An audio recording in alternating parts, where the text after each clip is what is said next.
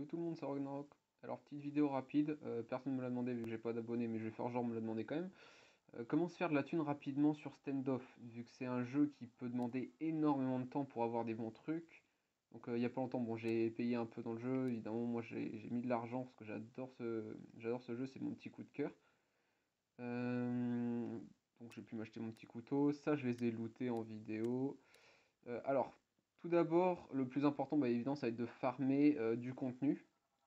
Donc on pourrait se dire que certains contenus sont par exemple plus rapides. Et là dans ces cas, pour les contenus rapides, il faut soit compter sur son talent pour pouvoir essayer de faire du kill, mais du coup ça peut prendre un peu plus de temps.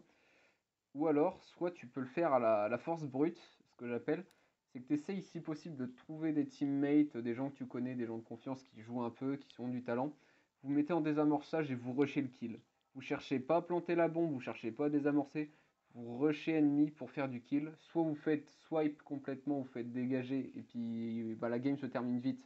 Donc dans ces cas, si vous avez fait un peu de kill, vous pouvez obtenir un bien joué avec de la chance. Soit vous obtenez de la chance et ça vous fera de la thune. Je vous conseille également de rester dans la game après sa fin parce que du coup, parfois vous allez avoir une petite vidéo qui va pop. Les vidéos, c'est très important à prendre. Elles peuvent donner 100, 10, 20 ou 5 pièces. Le 100 c'est assez rare, mais j'en ai déjà eu deux trois fois et ça fait très plaisir quand tu le drops, ça te fait une caisse gratuite quoi.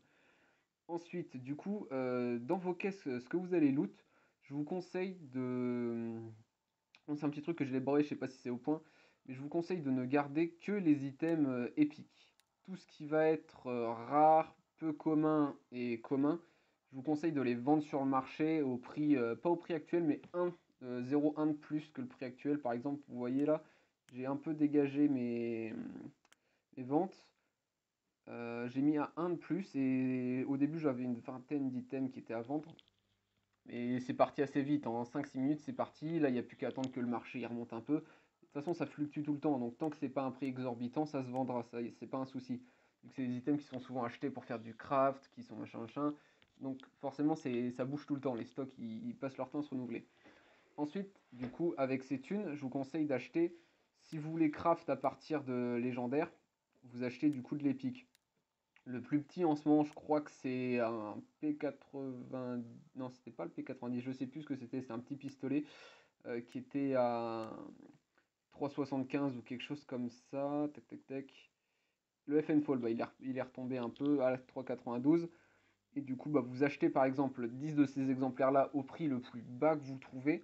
Comme ça, ensuite, vous pouvez faire du craft. Ensuite, quand vous craftez, du coup, ça vous amène sur du légendaire.